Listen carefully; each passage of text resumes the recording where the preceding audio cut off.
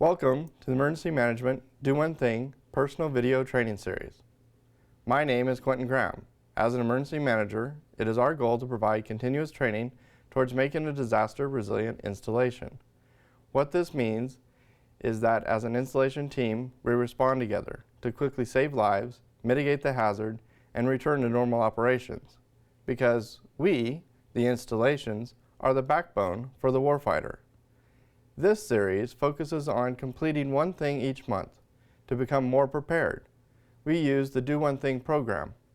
Now, for the next essential topic, your instructor. Hi, this is Quentin Graham for Do One Thing, May, Work, School, and the Community. Small steps to prepare your community for emergencies. So, disasters may happen without warning. They can happen at any time. You may not be with the people who count on you, but you can take steps now to keep everyone safe in a disaster. So looking at our Do One Thing calendar, we're in May, Work, School, and the Community. You can see the other months and the topics that we discuss. So if you wish to review those, you can review those topics at any time. Why do one thing? There may be many people who count on you every day. When a disaster happens, you may not be with them. There are things you can do now to make sure they will be better prepared in a disaster, even if you can't be with them. Taking small steps now can help you be prepared even if you're not at home when a disaster strikes.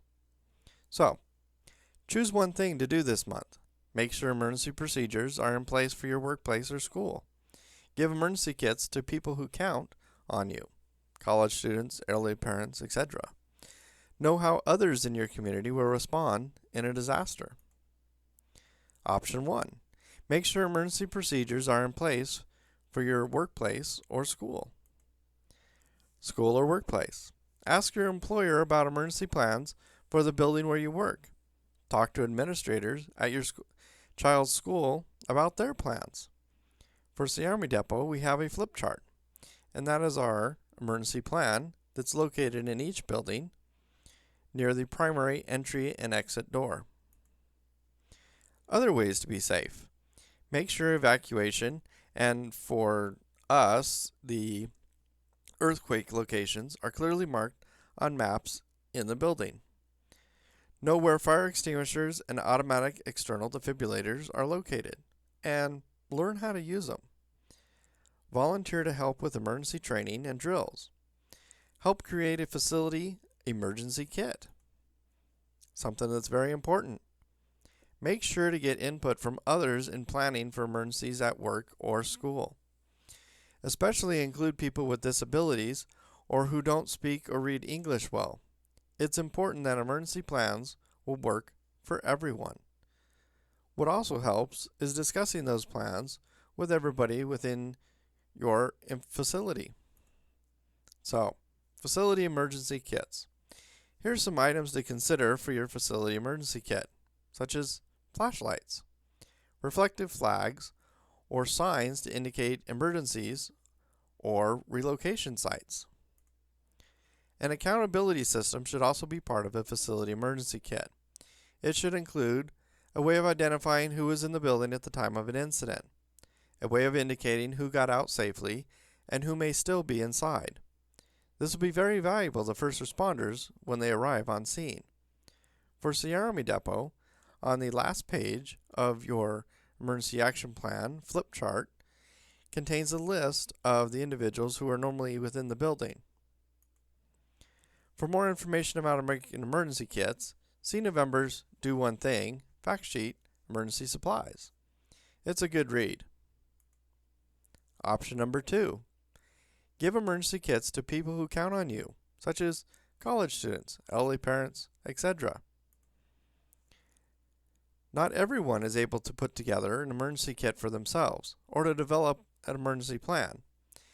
A kit will be more useful if you work with the person as you put it together and talk about what each item is and how it can be used. Think about the person's specific needs. Can they carry the kit if they need to? If food is included, can they open and prepare it without assistance in a disaster? Does it meet their Unique needs. Does it have a medication list, information about special diets, emergency tools they're able to use, such as ones to shut off the propane or gas, or even a tool to shut off the water system if need be. So, college students. Talk to your college student before they leave about. How will they stay in touch in a disaster? How does their school notify students of emergencies while on campus? What is in their emergency kit and how should it be used? So, kits for college students should be small enough to fit in the space they have available.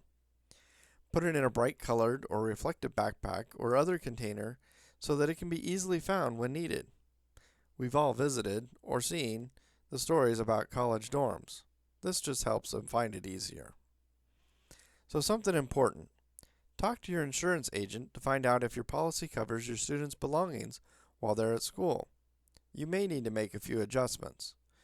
Make sure your student knows where to find emergency health care that is covered by your insurance near their school.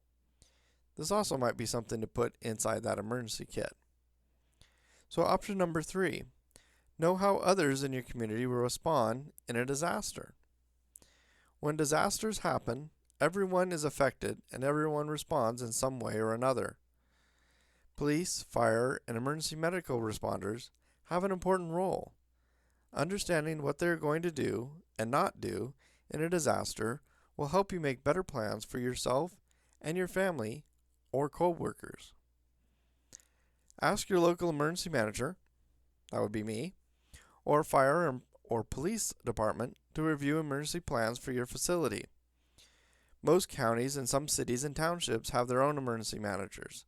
Your state emergency management office should be able to tell you how to contact your emergency manager. And I will tell you how to get a hold of me for Sea Army Depot at the end of this video. Many communities have volunteer groups who help in emergencies, such as American Red Cross, Salvation Army, CERT, which is Civil Emergency Response Team, Police and Fire Emergency Auxiliaries, and volunteers organizations that are active in disaster or VOAD. It's okay. Find out. We all have someone who counts on us. Taking small steps now can make a big difference for them in a disaster. So, that concludes this month. For next month, June, unique family needs. Everyone's household is different. There may be pets, infants, seniors, or special health needs. It can be hard to remember all of those things you need if you have to leave home quickly. Taking time now to plan for your family's unique needs can make a difference in a disaster. Remember, it's a toolbox, and we're building your tools. So for more information, you can get a hold of me, Quentin Graham, Sea Army Depot Emergency Manager. You can also check out the Do One Thing website at the www.doonething.com. And thank you for tuning in for this month. See you next month.